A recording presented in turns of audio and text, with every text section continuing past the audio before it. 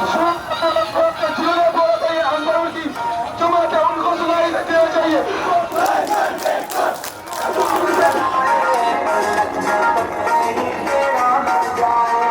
लगता है कौन जीतेगा इस बार यहाँ पे? वोट लगेगा तारिक अमीन साहब का। वोट दे देंगे हम, चाहे मारेंगे डंडे मारेंगे, हम दे देंगे यूसुफ तारिक को। तारिक को हमको वो सच्ची बाकत है, इंसान सच्ची मुसलमान हो। मुसलमान हम नसरान है, मुसलमान नहीं है। मुसलमान वो होते हैं कौन?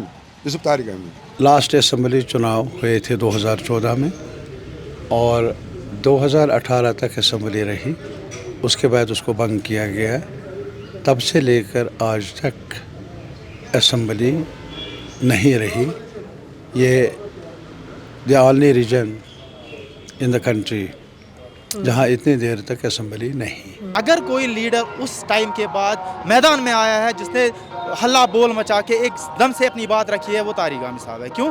B it Tamil Nadu, be it Karnataka, be it Madhya Pradesh, be it Gujarat as well, कोई भी स्टेट हो जम्मू कश्मीर का, अगर किसी बंदे ने हम मजलूम कश्मीरियों की बात की है, वो सिर्फ तारिक अमीन साहब है। तारिक अमीन साहब जीतेगा। ये सब लोग अगर उनके पास कोई जाएगा ना, हमारा काम करो, ये करता है। अच्छा, ये करता है। हम लोग की लगभग 40-50 उम्र है मेरा है, हम लोगों ने भी सबको वोट डाला है, मगर कोई काम नहीं करता है। ये मर्जी वोट देगा। बनता है वोट देना। किसको वोट दोगे? हम देगा यहाँ इसको मर्जी देगा। नेशनल कॉन्फ्रेंस को हम देंगे, वहाँ घर में यहाँ देंगे तारिक अमीन को। जब से आर्टिकल टूटा है 370 आर्टिकल, तो उसके बाद हमने कुछ ऐसे सर्कमस्टेंसेस देखे हैं, कुछ ऐसी चीज़ें हमने देखी हैं जिनकी वजह से कश्मीर एक बैकफुट पे आ गया था। क्या लगता है कौन जीतेगा यहाँ? बस इंशाअल्लाह रहमान तारिक अमीन साहब।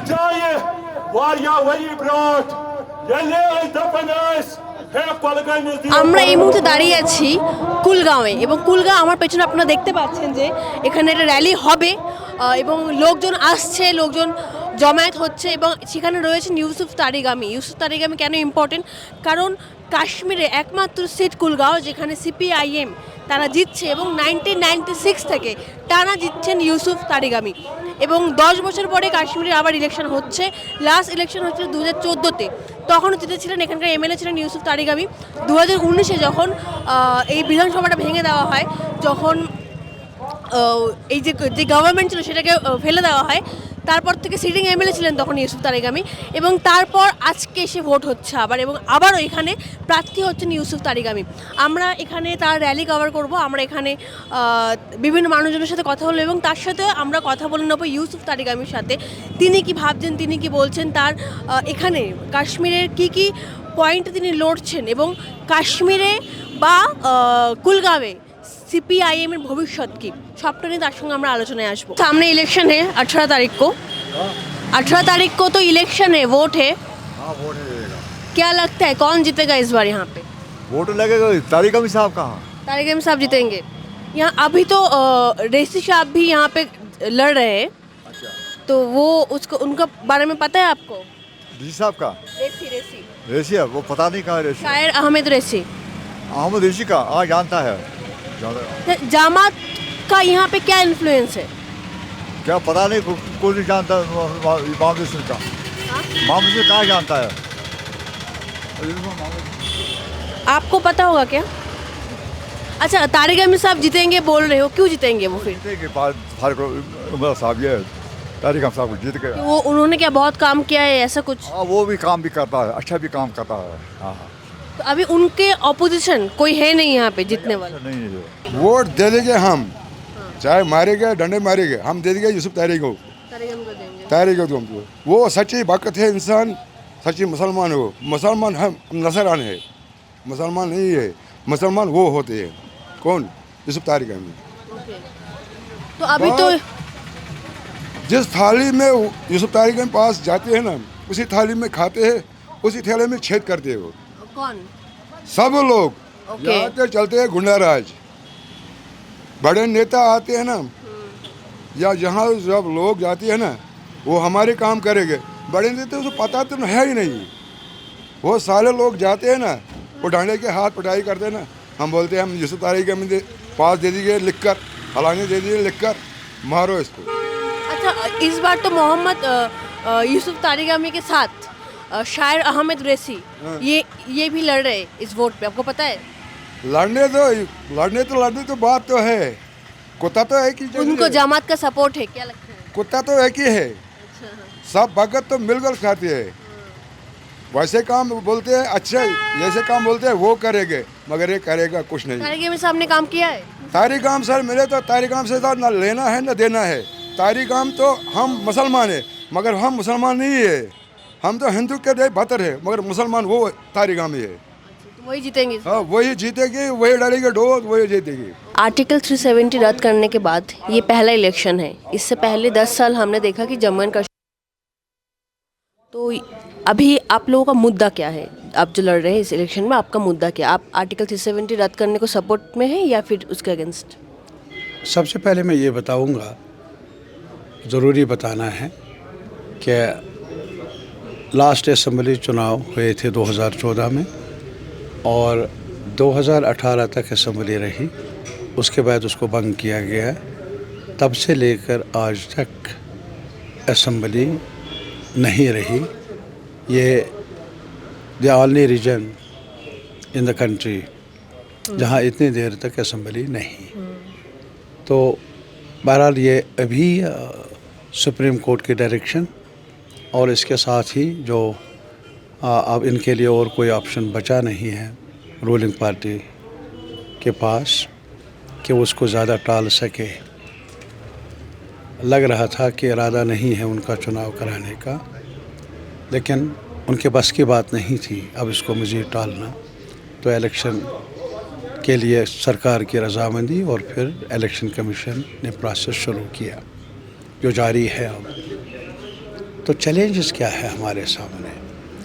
ये सवाल नहीं है एक कॉन्स्टिट्यूंसी का, सवाल पूरे इस खत्े का, जम्मू कश्मीर, इवन लद्दाख।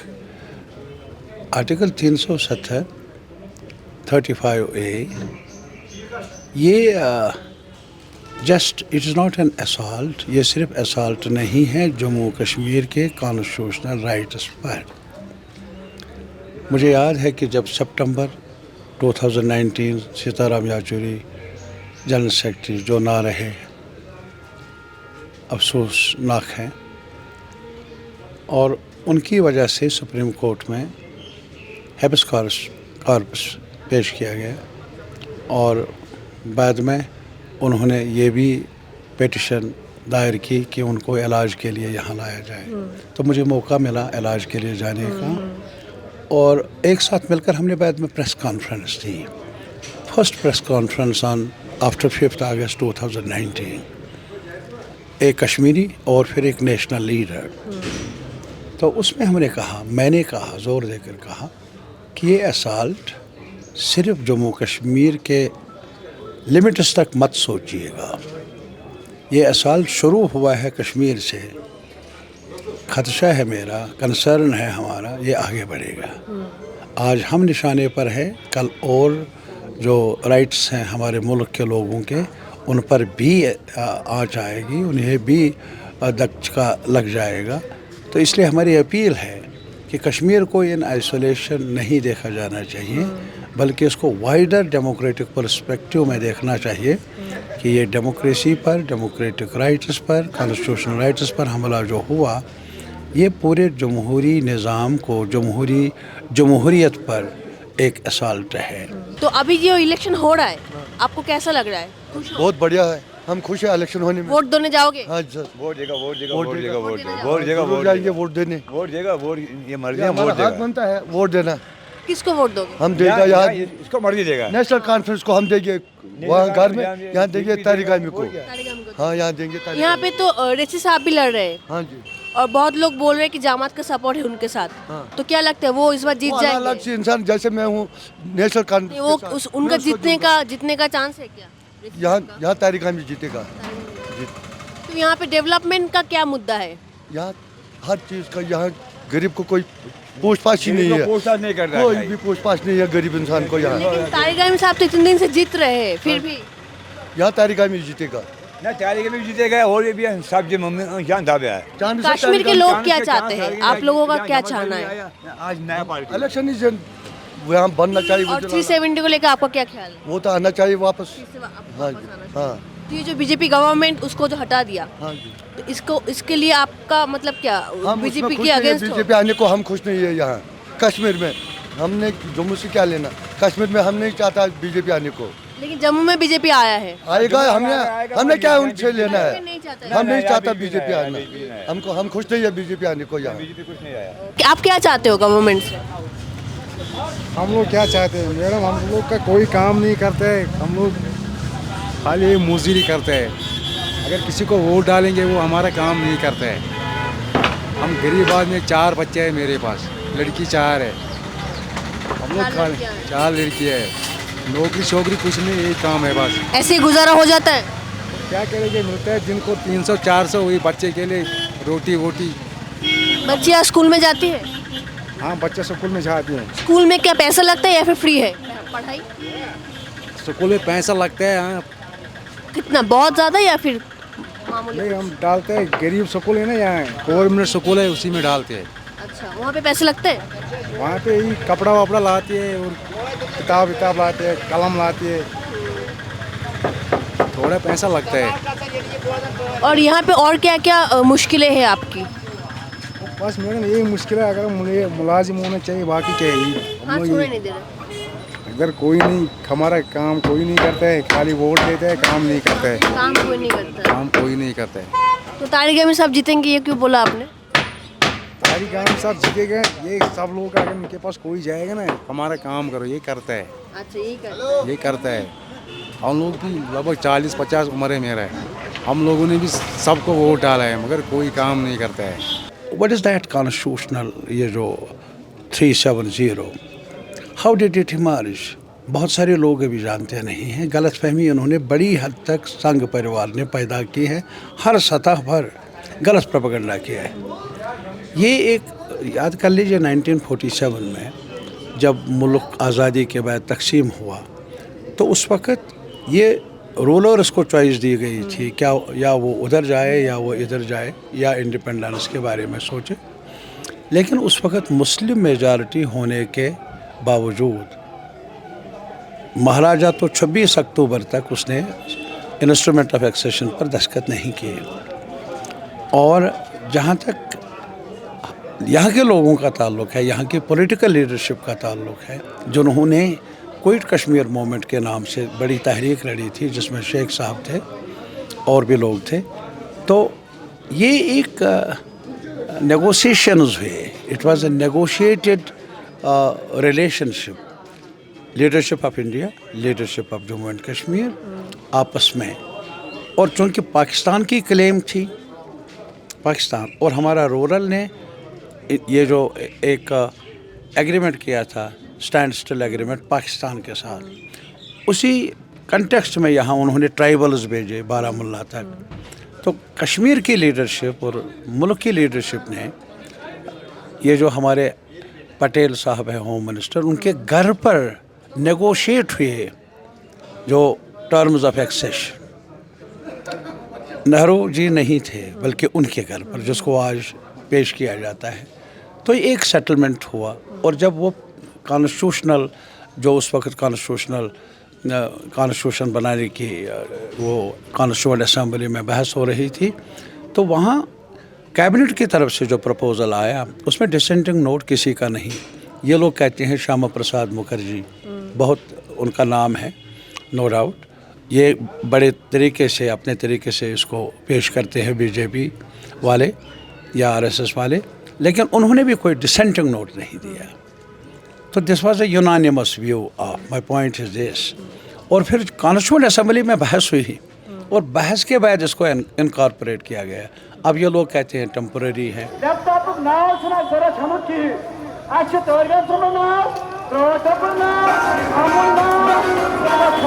जब से कुलगाम से आया है एमएलए मिस्टर तारिक अमीन साहब, हर एक गरीब का बात सुनता है, हर एक गरीब का बात बोलता है, हक की बात बोलता है, हक की बात सुनती है।